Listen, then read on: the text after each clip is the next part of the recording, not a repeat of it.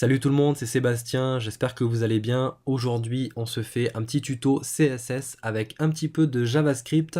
Je vais vous montrer comment créer un loader entièrement construit et animé en CSS et qui disparaît au bout d'un certain temps à l'aide du JavaScript. Donc vous voyez que là, j'ai rechargé la page. On a un loader qui est positionné parfaitement au centre de la page et qui disparaît au bout d'un certain temps pour laisser place au reste du contenu. Donc pour ça, on va avoir besoin de faire un petit peu de HTML. Donc je vais tout effacer, on va reprendre depuis le début. De pas mal de CSS et d'un petit peu de JavaScript. Alors on va commencer par le HTML. Donc pour ça, on va devoir commencer par créer une div qui va en fait servir de container pour le loader. Donc en fait une div qui va faire 100% de la largeur et 100% de la hauteur de la page.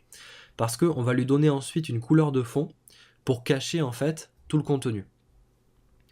Alors on peut se mettre au tout début du body ou tout à la fin, ça n'a pas d'importance parce qu'on va lui mettre une position fixe avec un grand Z-index. Donc moi je vais me mettre au début, et donc je vais créer une div qui va avoir la classe de loader-container. Et à l'intérieur de cette div, on va créer une autre div qui va avoir la classe loader et qui va être en fait le loader. Donc on enregistre, on va se mettre au niveau du CSS et on vient cibler la classe loader container. Et on va aller la styliser dans le navigateur, ce sera un petit peu plus simple. Donc on actualise, on se positionne dessus et on va lui mettre du coup une position fixe avec un top à 0 et un left à 0 pour s'assurer qu'elle est bien calée en haut à gauche. On va lui mettre aussi une largeur de 100% avec une hauteur de 100%. Donc là, si on inspecte, on a bien une div qui fait 100% de la largeur et de la hauteur. Et du coup, on peut lui mettre un background color en blanc.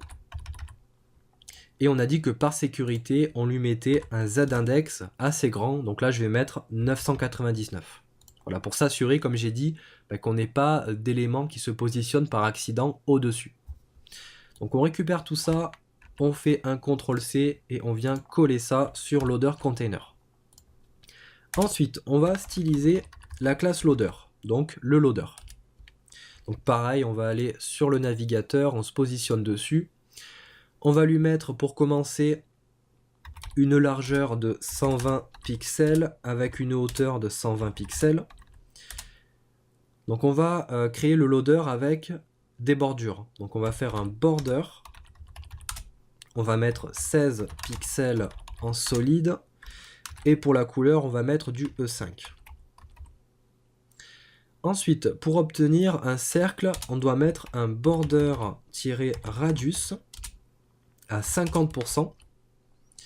Et pour obtenir une bordure avec un petit peu de couleur, on va faire ça avec le border-top. On va remettre du coup 16 pixels en solide. Et pour la couleur, on va récupérer la couleur de fond d'un bouton. On va mettre du bleu. Ok. Et maintenant, pour centrer le loader sur la page, on va lui mettre du coup une position absolue avec un top à 50% et un left à 50%. Donc là, le petit souci, c'est que avec un top et un left à 50%, ça ne permet pas de centrer parfaitement un élément. Donc là, on a l'impression que le loader est plutôt bien centré sur la page, mais en fait, si on regarde, le loader en fait est centré. C'est le coin supérieur gauche de la div qui est centré. Donc là, si on enlève le border radius, voilà, c'est le coin en fait que je pointe avec ma souris qui est parfaitement centré. Donc ce qu'il faut faire ici, la petite astuce, c'est de déplacer de sa moitié la div vers la gauche et vers le haut, pour que ce soit en fait le centre de la div qui soit parfaitement centré sur la page. Donc la petite astuce, c'est de faire avec un top et un left à 50%, un transform avec un translate de moins 50% pour l'axe X. Donc là on met une valeur négative parce que une valeur négative pour l'axe X, ça déplace un élément vers la gauche. et une valeur négative pour l'axe Y, ça déplace l'élément vers le haut. Donc là, moins 50% pour l'axe X et moins 50% pour l'axe Y. Et donc là, on a un loader qui est parfaitement centré. Et pour terminer, on va lui mettre un petit box shadow. J'avais fait ça pour la démo, donc on va mettre 0 pour le X, 0 pour le Y, 6 pixels pour le blur et 2 pixels pour le spread. Et pour la couleur, on va faire ça avec du RGBA. Donc on va mettre du 3 x 0 pour avoir du noir. Et pour l'opacité, on va mettre 0.2. Ok. Donc on récupère tout ça. Et on va mettre tout ça sur la classe loader. Ok, donc là, on a un loader qui est créé, mais maintenant, il faut l'animer. Donc on va faire ça avec une keyframe. Donc juste après, on fait un @keyframes. On va lui donner un nom, on va l'appeler loader. Et on va définir l'animation donc au départ à 0%. Et comment l'animation doit se terminer, donc à 100%.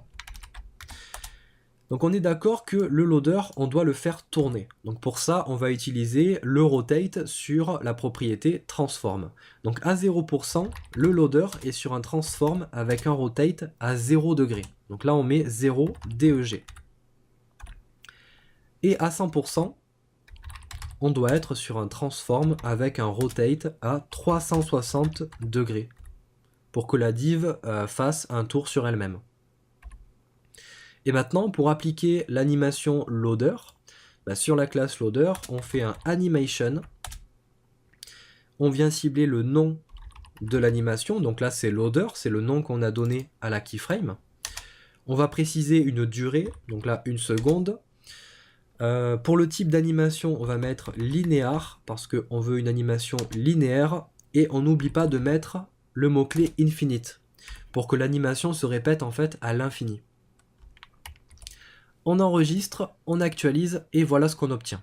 Donc ça fonctionne bien, le problème c'est qu'on voit que le transform avec le translate a été annulé. Alors ce qui se passe ici c'est que comme on met un rotate et qu'on ne met rien d'autre qu'un rotate, il considère que le translate est à 0. Alors la petite astuce ici c'est de préciser qu'on veut aussi durant l'animation, pas seulement un rotate, on veut aussi un translate à moins 50%. Donc là, si on fait ça, on peut même enlever le transform ici. Donc là, si j'enregistre, ça fonctionne bien. Une autre astuce qui est de mettre un translate à moins 50% et un rotate à 0 degré par défaut sur l'élément. Et enlever carrément le 0%. Donc juste mettre un 100%. Donc là, il va considérer que le 0%, c'est ce qu'on a mis par défaut ici. Donc là, si j'enregistre et que j'actualise, l'animation fonctionne toujours. Ok, donc on a créé notre loader, il est animé, il est bien positionné. Maintenant, il va falloir le faire disparaître au bout de 1 seconde, 2 secondes ou 3 secondes. Et pour ça, on va utiliser le JavaScript. Donc ce qu'on va faire, c'est qu'on va utiliser la méthode setTimeout et on va déclencher une fonction qui va ajouter une classe sur loader container et cette classe elle va être chargée de faire disparaître la div. Donc pour ça au niveau du JS on va créer une fonction qu'on va appeler showContent. Et cette fonction comme on a dit elle va devoir en fait cibler loader container. Donc là on va directement faire un document.querySelector. On va cibler la classe loader container et on va faire un point classList .add pour ajouter une classe et on va ajouter la classe loading ou plutôt on va l'appeler hidden. Voilà, c'est plus cohérent. Voilà, comme le chargement est terminé, eh bien on cache la div. Et pour déclencher cette fonction, on ne va pas la déclencher au chargement de la page, on va le faire au bout d'un certain temps, avec un setTimeout. Donc sur le setTimeout, on doit préciser la fonction qu'on souhaite exécuter. Donc là, on souhaite exécuter showContent, et après on précise au bout de combien de temps. Donc là, on va mettre 3000 pour 3000 millisecondes. Donc en fait, 3 secondes. Donc ce qui va se passer ici, c'est que au bout de 3 secondes, eh bien, la fonction showContent va être exécutée et donc ça va ajouter la classe hidden sur loader container. Donc là, je vous montre, si j'actualise, ben, on attend 3 secondes et au bout de 3 secondes, on a la classe hidden qui s'ajoute. Et maintenant, on va simplement dire en CSS ben, que quand loader container comporte la classe hidden, donc là, ça veut dire que quand hidden est sur loader container, alors on peut mettre par exemple un display none pour faire disparaître loader container. Donc là, si je fais ça et que j'actualise, ben, au bout de 3 secondes, la classe hidden apparaît et ça fait disparaître loader container. On le voit ici au niveau du CSS, on a le display none. Le petit souci avec le display none, c'est qu'on ne peut pas faire d'animation dessus. Donc la petite astuce ici, c'est de faire ça avec un opacity à 0 pour rendre la div transparente et pour la cacher complètement, de lui rajouter un visibility en hidden. Donc le visibility hidden, ça fonctionne un petit peu comme le display none, sauf qu'on peut faire une animation sur le visibility.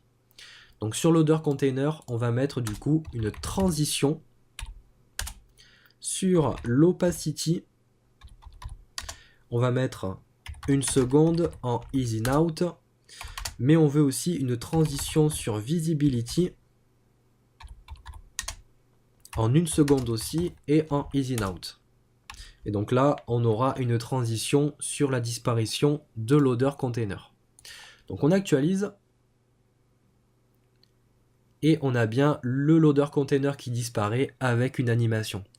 Donc voilà, on a terminé ce petit tuto. Ça m'a fait très plaisir de vous montrer comment créer un petit loader très simplement en CSS et avec un petit peu de JS. Donc dites-moi si ça vous a plu, si ça vous intéresse de créer des petits loaders comme ça. Ce que je pourrais faire, c'est faire des vidéos avec des loaders un petit peu plus complexes, avec pourquoi pas des animations SVG. Donc dites-moi ce que vous en pensez. N'hésitez pas à vous abonner à la chaîne, à liker et à partager cette vidéo si jamais vous connaissez des gens qui peuvent être intéressés par des tutos sur le HTML, CSS et JavaScript. Moi je vous dis à la prochaine pour la prochaine vidéo. Salut tout le monde!